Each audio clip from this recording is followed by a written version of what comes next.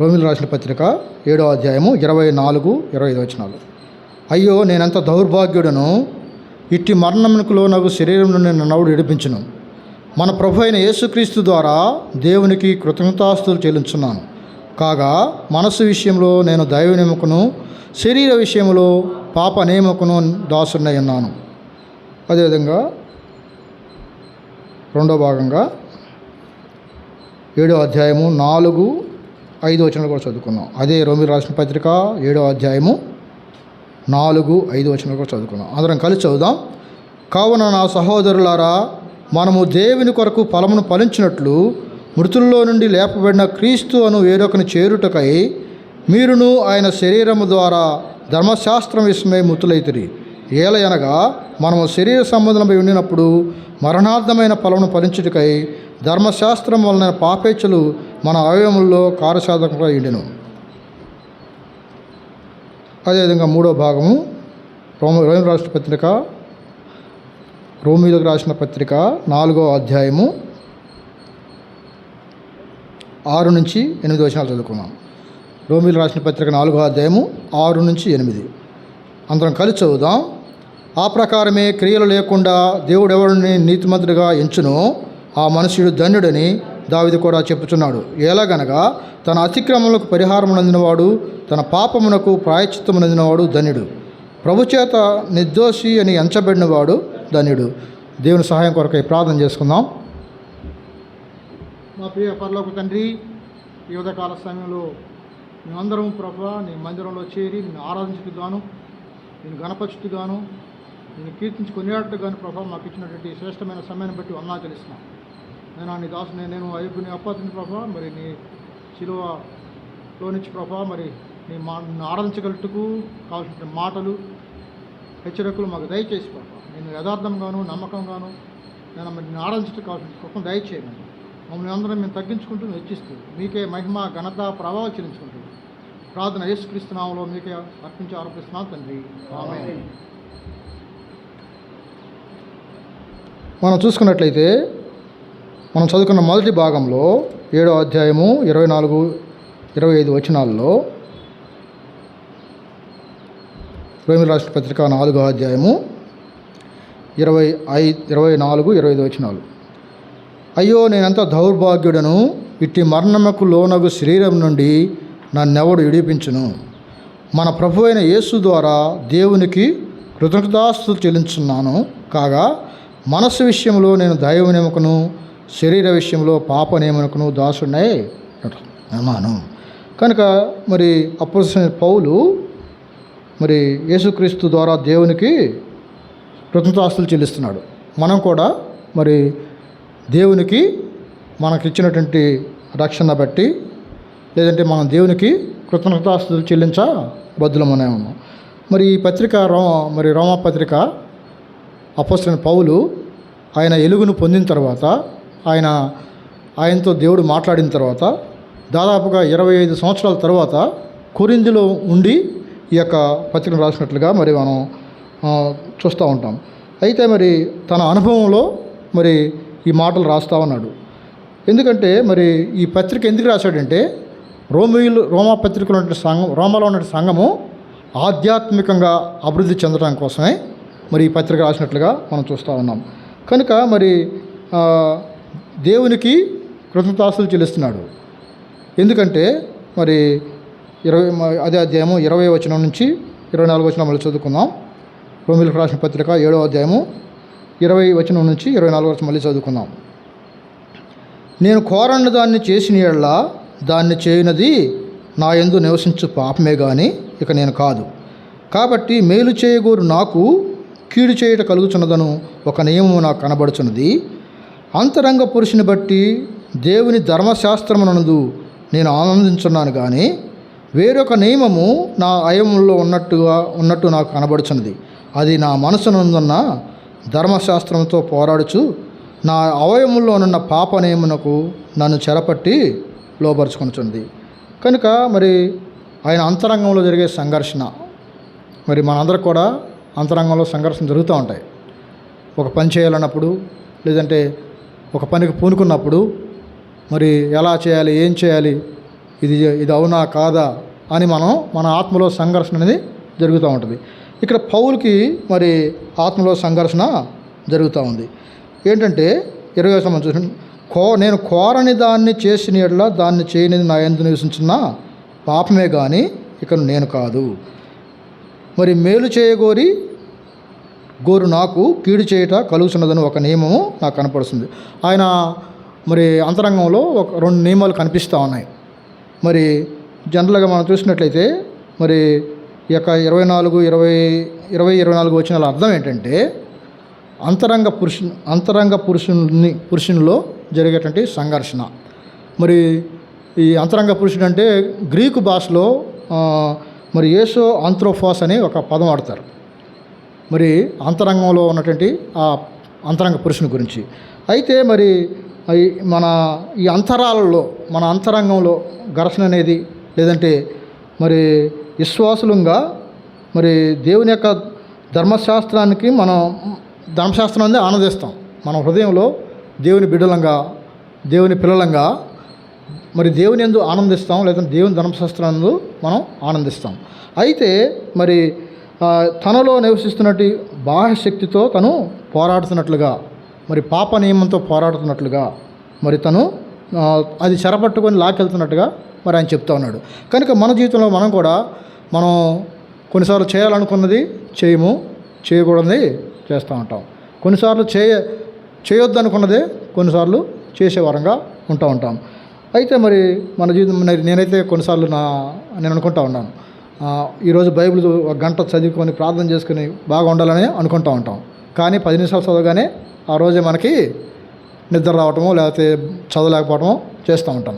కనుక అదేంటి, మనం చేయాలనుకుంటున్నాం కానీ చేయలేకపోతున్నాం. మళ్ళీ ఇంకో విధానం చూసినట్లయితే నేను అనుకుంటూ ఉంటాను, ఇప్పుడే ఆఫీస్ నుంచి వచ్చాను కదా, ఒక 10 నిమిషాలు మొబైల్ చూసి ఉపకరిద్దాం అనుకుంటాను. 10 నిమిషాలు అనుకున్నది ఏం చూస్తున్నామో తెలియదు, వెళ్ళిపోతూ ఉంటుంది. అలా గంటన్నర కొన్నిసార్లు తెలియకుండా, అంటే అది మరి ఆ బాహ్య శక్తి మనల్ని లాగుతూ ఉంది. కనుక ప్రాక్టికల్గా మన జీవితంలో ఇది జరుగుతూ ఉంటాయి.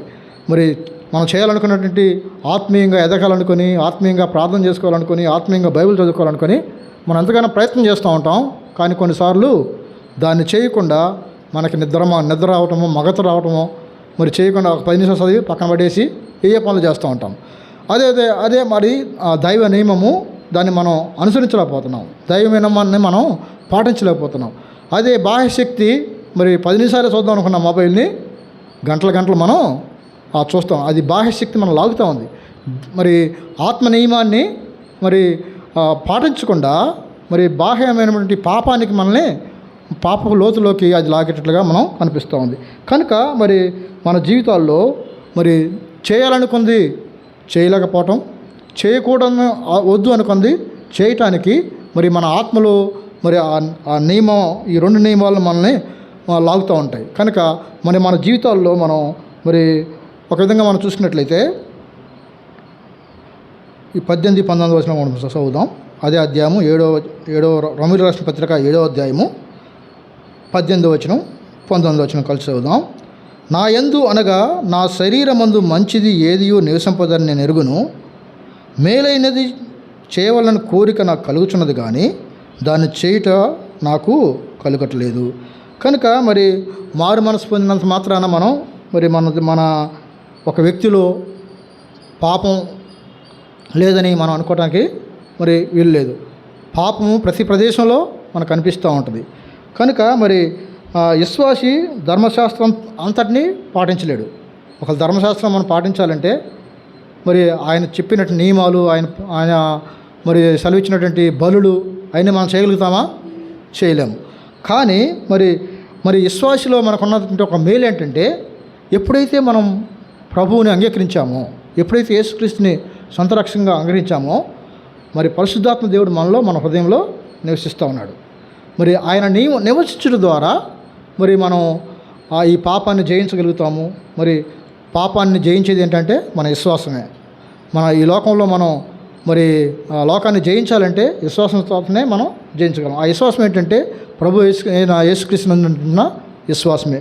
కనుక మరి ప్రభు యొక్క సన్నిధి ఒకటే, మరి పరిశుద్ధాత్మ ఒకటే మరి మనల్ని మరి ఆయన యొక్క సన్నిధికి నడిపించేది గాను, లేదంటే ఆయన ఆయన యొక్క నియమాన్ని మనం పాటించేది గాను, మరి మనకు సహాయం చేసేది పరిశుద్ధాత్మ దేవుడే.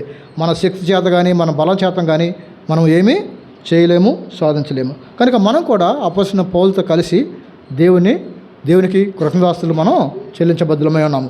ఎందుకంటే ఆయన మనల్ని రక్షించుకున్నాడు. మనల్ని ఆయన మరి మనల్ని ఆ రక్షణలోకి నివసింపజేస్తూ ఉన్నాడు. ఇంకా మనం దానిలో కొనసాగించగలుగుతున్నాం. కనుక మరి ఆ దేవుని మనం దేవుని యొక్క ఆరాధించాలి. అదేవిధంగా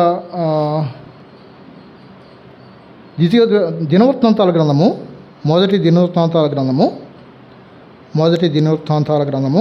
16వ అధ్యాయము 34-35 వచనాలు చదువుకుందాం. మొదటి దినవృత్తాంతాల గ్రంథము 16వ అధ్యాయము 34-35 వచనాలు అందరము కలిసి చదువుదాం.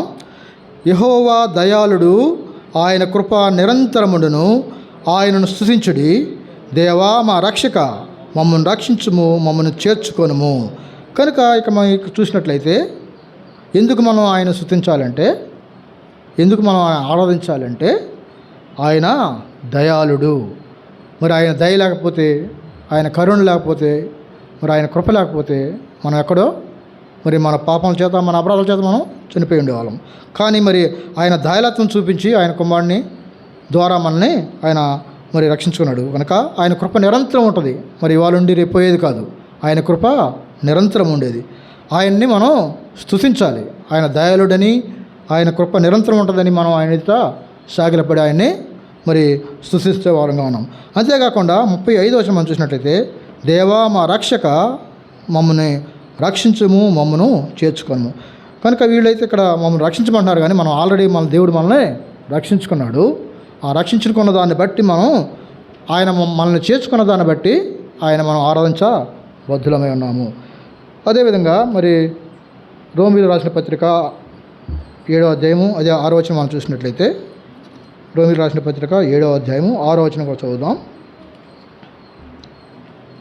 రోమీయులకు రాసిన పత్రిక 7వ అధ్యాయము 6వ వచనం అందరం కలిసి చదువుదాం. ఇప్పుడైతే దేని చేత నిర్బంధింపబడితేమో దాని విషయమై చనిపోయిన వారమై ధర్మశాస్త్రం నుంచి విడుదల పొందితం గనుక మన అక్షరానుసారమైన ప్రాచీన స్థితి గలవారం కాక ఆత్మానుసారమైన నవీన స్థితిని గలవారమై చేస్తున్నాము. కనుక మనం మరి పాప స్థితిలో లేము, కానీ పాప బంధకాలు లేము, కానీ మరి మనల్ని మరి దేని చేత అయితే మనం బంధించబడ్డామో ఆ పాప బంధకాల నుంచి మరి దాని విషయమై మనం చనిపోయిన వారమై మరి అక్షరానుసారమైన ప్రాచీన స్థితి మనలో లేదు, కానీ మనలో ఏముంది? ఆత్మానుసారమైన నవీన స్థితి కలిగి ఉన్నాం. ఆ నవీన స్థితిని కలిగిన వారంగా ప్రభువుని మనం ఆరాధిద్దాం, ప్రభువుకి మరి ఆయన స్తుతిద్దాం. దేవా మరి నువ్వు దయాళుడు అని మనం ఆయన్ని స్తుతిద్దాం. రెండోదిగా మనం చూసినట్లయితే అదే రోమీయులకు రాసిన పత్రిక 4వ అధ్యాయం 6వ వచనం మనం చదువుదాం. 4-6 వచనాలు చదువుదాం. మరలా రోమీయులకు రాసిన పత్రిక 7వ అధ్యాయం 4-6 వచనాలు మళ్ళీ చదువుదాం. అందరం కలిసి చదువుదాం. రోమీయులకు రాసిన పత్రిక 7వ అధ్యాయము 4-6 వచనాలు. కావున నా సహోదరులారా, మనము దేవుని కొరకు ఫలమును ఫలించినట్లు మృతుల్లో నుండి లేపబడిన క్రీస్తు అను వేరొకను చేరుటకై మీరును ఆయన శరీరము ద్వారా ధర్మశాస్త్ర విషయమై మృతులైతిరి. ఎలయనగా మనం శరీర సంబంధమై ఉండినప్పుడు మరణార్థమైన ఫలమును ఫలించుటకై ధర్మశాస్త్రం వలన పాపేచ్ఛలను మన అవయములో కార్యసాధకములై ఉండెను. కనుక మొదటిగా మనం చూసాం మరి ఆయనకు మనం కృతజ్ఞతాస్తులు చెల్లించాలి. రెండోదిగా మనం చూసినట్లయితే మరి దేవుని కొరకు ఫలించే వారంగా ఉండాలి. దేవుని కొరకు ఫలించుట, మరి బ్రదర్ దాని మీద మనకు మెసేజ్ చెప్తున్నారు కదా, ఫలించటం అనేది ఎలా మనం చూస్తూ ఉన్నాం. కనుక మరి మన ప్రాచీన స్థితిని మరి మనలో మరణం అయిపోయింది, మనం ఆత్మానుసారంగా నడుచుకోవాలి. అంటే ఆత్మానుసారంగా నడుచుకోవడానికి మనకు ఒక నవీన స్థితిని దేవుడు మనకి అనుగ్రహించినట్లుగా మనం చూస్తాం. కనుక విశ్వాసులంగా మరి మనలో ప్రాచీన స్వభావం మృతి చెందేదిగా ఉండాలి. రోమీయులకు రాసిన పత్రిక 6వ అధ్యాయము 2-6 వచనాలు మనం చూసినట్లయితే మరి దేవుని కొరకు ఫలించాలి అని ఆ భాగం మనకు చెప్తా ఉంది. రోమీయులకు రాసిన పత్రిక 6వ అధ్యాయము 2-6 వచనాలు మనం చూసినట్లయితే మనం దేవుని కోసం ఫలించాలి. చివరిగా 6వ వచనం మనం చూసినట్లయితే, ఏమనగా మనమికను పాపమునకు దాసులు కాకుండాకు పాప శరీరము నిరర్ధకమగునట్లు మన ప్రాచీన స్వభావము ఆయనతో కూడా సిలువ వేయబడని ఎరుగుదము. కనుక మన ప్రాచీన స్వభావాన్ని మరి ఆయన సిలువలో మనం సిలువకు కొట్టి మరి ఆ సిలువలో వేసామని మనం ఎరుగుతాం ఈ వాక్యాన్ని బట్టి. కనుక మరి మన ప్రాచీన స్వభావంతో మరి మందిరంలో మనం కూర్చోలేదు, కానీ మరి దేవుని ఎనిగిన వారంగా, దేవుని చేత మన మరి ఆత్మని కడుక్కున్న వారంగా, మన పాపాలను కడుగబడిన వారంగా మనం ఈ మందిరంలో కూర్చొని మరి నవీన స్థితితో మరి దేవుని ఆరాధించడానికి మనం ఇక్కడ కూర్చొని ఉన్నాం. కనుక మరి మన జీవితాల్లో అదే గలతీయులకు పత్రిక 3వ అధ్యాయం మనం చూసినట్లయితే, గలతీయులకు రాసిన పత్రిక 3వ అధ్యాయము, గలతీయులకు రాసిన పత్రిక 3వ అధ్యాయము 13-14 వచనాలు చూద్దాం.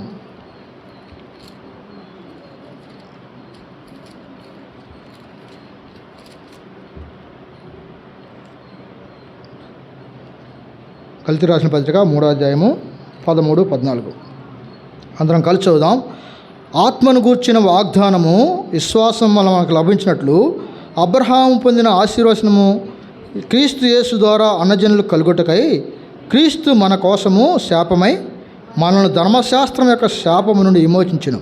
ఇందును గూర్చి మ్రాను మీద ఏలాడిన ప్రతి వాడును శాపగ్రస్తుడు అని రాయబడి ఉన్నది. కనుక మరి మనకిచ్చినటువంటి ఆత్మ వాగ్దానము మరి అబ్రహాము పొందినటువంటి ఆశీర్వచనం లాగానే మనకు కూడా ఉంది. మరి క్రీస్తు యేసు ద్వారా అన్యజనులైన మనకి మరి మన కొరకు ఆయన శాపమైనాడు. ఆయన మన కొరకు కింద చూసినట్లయితే మూల భాషలో శాపగ్రాహి అన్నాడు. ఆయన నీ కొరకు నా కొరకు మరి లోకానికి వచ్చి ఆయన మన కొరకు శాపంగా చేయబడినాడు, శాపగ్రస్తుడిగా అయినాడు. మరి శాపగ్రాహి అయి ఆయన మన కొరకు ప్రాణాన్ని వదిలాడు. కనుక మరి మన జీవితాల్లో మరి ఆ యొక్క ప్రాచీన స్థితిని తీసివేసుకున్న వారమై దేవుని కొరకు ఫలించే వారంగా, నవీన స్వభావం కలిగిన వారంగా, మరి దేవుడే మన కొరకు ఈ లోకానికి వచ్చి ఆయన మన పాపానికి శాపగ్రస్తుడని గ్రహించి మరి అది మనం దాన్ని బట్టి దేవుని మనం ఆరాధించబద్దులమై ఉన్నాము. కనుక మరి పాత జీవితంతో కాకుండా క్రొత్త జీవితంతో మనం పొందినటువంటి నవీన శక్తితో దేవుని మనం ఆరాధించబద్దులమై ఉన్నాము. మూడోదిగా మనం చూసినట్లయితే, మూడో భాగంగా మనం మనం చదువుకున్న భాగంలో రోమిలు రాసిన పత్రిక 4వ అధ్యాయము 6-8. రోమిలకు రాసిన పత్రిక 4వ అధ్యాయము 6-8 అందరం కలిసి చదువుదాం. రోమిలకు రాసిన పత్రిక 4వ అధ్యాయము 6-8 వచనాలు. ఆ ప్రకారమే క్రియలు లేకుండా దేవుడు ఎవరిని నీతిమంతుడిగా ఎంచునో ఆ మనుష్యుడు ధన్యుడని దావీదు కూడా చెప్పుచున్నాడు. ఎలాగనగా తన అతిక్రమములకు పరిహారం నందినవాడు, తన పాపమునకు ప్రాయశ్చిత్తం నందినవాడు ధన్యుడు. ప్రభువు చేత నిర్దోషి అని ఎంచబడినవాడు ధన్యుడు. కనుక మరి అపోస్తలుడైన పౌలు మరి దావీదు కీర్తన గ్రంథంలో 32వ అధ్యాయంలో 1-2 వచనాలు రాసినట్టు ఆ మాటల్ని ఎత్తి మనకి ఇక్కడ చూపిస్తూ ఉన్నాడు. ఏమని చెప్తూ ఉన్నాడు? ఆ ప్రకారమే క్రియలు లేకుండా దేవుడు ఎవరిని నీతిమంతుడిగా ఎంచునో ఆ మనుష్యుడు ధన్యుడు అని దావీదు కూడా చెప్తున్నాడని మనకి ఇక్కడ జ్ఞాపకం చేస్తూ ఉన్నాడు. కనుక మరి మన జీవితం మనం చూసినట్లయితే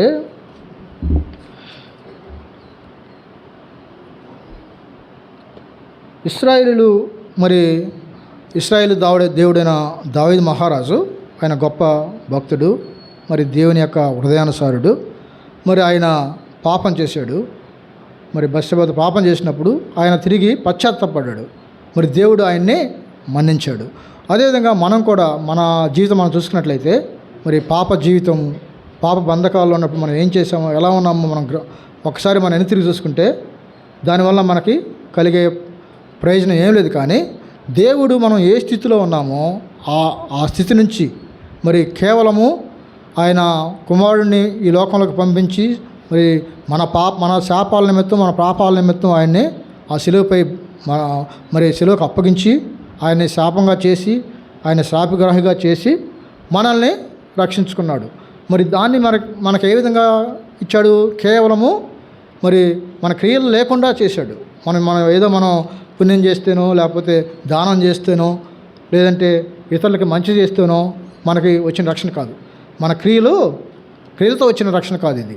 కేవలం కూడా మరి ఉచితంగా దేవుడు మనల్ని నీతిమంతులుగా తీర్చినట్టుగా మనం చూస్తూ ఉన్నాం. కనుక మరి దావీదు మహారాజు ఉద్దేశపూర్వకంగా పాపం చేశాడు, దేవుడు ఆయన మన్నించాడు. మరి ఆ ధన్యత మరి దేవుడు ఆయనకి ఇచ్చాడు.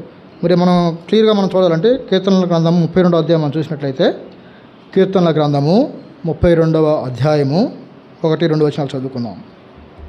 అందరం కలిసి చదువుదాం. కీర్తనల గ్రంథము 32వ అధ్యాయము 1-2 వచనాలు. తన అతిక్రమములకు పరిహారం నొందినవాడు, తన పాపమునకు ప్రాయశ్చిత్తము నొందినవాడు ధన్యుడు. యెహోవా చేత నిర్దోషి అని ఎంచబడినవాడు, ఆత్మలో కపటము లేనివాడు ధన్యుడు. కనుక కేవలం మనల్ని ఆయన మన క్రియలు లేకుండానే మరి మన పాపముల నిమిత్తము, మన అతిక్రమాల నిమిత్తము ఆయన పరిహారంగాను, మరి ఆయన ప్రాయశ్చిత్తంగాను మరి గాయపరచబడ్డాడు. అంతేకాకుండా మరి మనల్ని నిర్దోషిగా ఆయన ఎంచాడు. మరి కనుక ఆత్మలో కపటం లేనివాడు ధన్యుడు అంటున్నాడు. కనుక మనం ఆత్మలో కపటం లేకుండా దేవుని మనం ఆరాధించబద్దులమై ఉన్నాము. ఈనాడు ఇక్కడ మనం కూడిన మనం మరి దేవుడు ఇచ్చినటువంటి మాటలను జ్ఞాపకం చేసుకుంటూ, మరి అదేవిధంగా రోమీయులకు రాసిన పత్రిక 3వ అధ్యాయము 24వ వచనం కూడా చూద్దాం. రోమీయులకు రాసిన పత్రిక 3వ అధ్యాయము 24వ వచనం. కాబట్టి నమ్మువారు ఆయన కృపచేతనే క్రీస్తు యేసు నందలి విమోచనము ద్వారా ఉచితముగా నీతిమంతులమని తీర్చబడుతున్నారు. కనుక మనం కేవలము ఈ వాక్యాన్ని బట్టి మనం ఏం చెబుతుంది? క్రీస్తు యేసు నందలి విశ్వాసము ద్వారా ఉచితముగా నీతిమంతులమని తీర్చబడుతున్నాం. కనుక మన క్రియల చేతనో, మన యొక్క బలిమి చేతనో, మన యొక్క కష్టం చేతనో మనం ఈ రక్షణ పొందుకోలేదు. కానీ కేవలము మరి క్రీస్తు యేసు నందలి విమోచనము ద్వారా ఉచితంగా మనం నీతిమంతులమని తీర్చబడ్డాం. కనుక మనం నీతిమంతులుగా తీర్చిన దేవుణ్ణి మనం ఆరాధించబద్దులమై ఉన్నాము. అదేవిధంగా గలతీయులకు రాసిన పత్రిక 2వ అధ్యాయము, గలతీయులకు రాసిన పత్రిక 2వ అధ్యాయము 16వ వచనం కూడా చదువుకున్నాం. 15-16 కలిసి ఉన్నాయి, అందరం ఒకసారి చదువుదాం. గలతీయులకు రాసిన పత్రిక 2వ అధ్యాయము 15-16 కలిసి ఉన్నాయి, అందరం కలిసి చదువుదాం. మనము జన్మం వలన యూదులమే కానీ అన్యజనుల్లో చేరిన పాపులము కాము.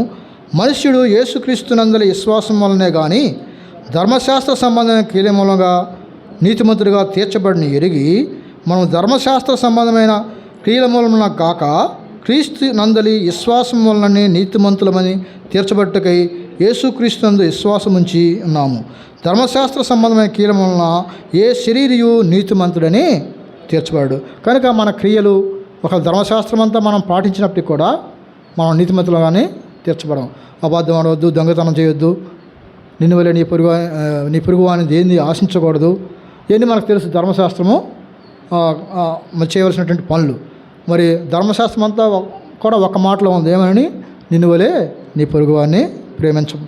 కనుక మరి మన క్రియల చేత, మరి మన కార్యాల చేత, మనం చేసేటువంటి పనులను బట్టి మనకి రక్షణ కలగలేదు. కానీ దేవుడే మనల్ని కేవలము నీతిమంతుడిగా, ఆయన విమోచనం ద్వారా మనల్ని నీతిమంతుడిగా తీర్చాడు. కనుక మరి దేవుడు మనకు జ్ఞాపకం చేసిన ఈ 3 భాగాలను బట్టి దేవుని మనం ఆరాధిద్దాం. మొదటిగా మనం చూసినట్లయితే మనం దేవునికి కృతజ్ఞతాస్తుతులు చెల్లించవలసి బదులమే అన్నాము. ఏ విధంగా కృతజ్ఞతాస్తుతులు చెల్లించాలి? ఆయన దయాళుడని, మరి ఆయన నిరంతరం ఉన్నవాడని, మరి ఆయన మన రక్షకుడని మనం ఆయన ఎదుట సాగిలపడదాం.